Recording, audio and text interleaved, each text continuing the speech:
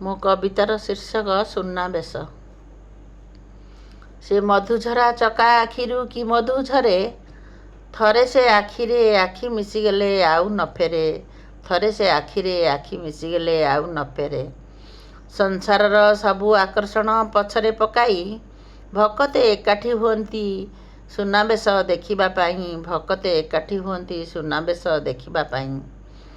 ରଥ ଦେବତା ଯେଉଁଠାରୁ ଯାତ୍ରା କରିଥାନ୍ତି ଆରମ୍ଭ, ସେଠାରେ ପହଞ୍ଚି ଲକ୍ଷ୍ମୀ ଠାକୁରାଣୀ ବନ୍ଦାପନା କରି ଜଗନ୍ନାଥଙ୍କୁ କରିଥାନ୍ତି ଅଭିମାନେ ପ୍ରଣିପାତ, ଅଭିମାନେ ପ୍ରଣିପାତ।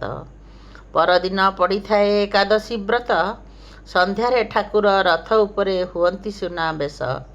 ଦେଖିବା ପାଇଁ ଲକ୍ଷ ଲକ୍ଷ ଶ୍ରଦ୍ଧାଳୁ ବଡ଼ଦାଣ୍ଡରେ ହୁଅନ୍ତି ପ୍ରବେଶ। ସୁନାବେଶେ ଝଲମଲ ମୋଜଗା କାଳିଆ, ଦେଖିବାକୁ ମନଲୋଭା ହୋଇଥାଏ ଆହା, ଦେଖିବାକୁ ମନଲୋଭା ହୋଇଥାଏ ଆହା।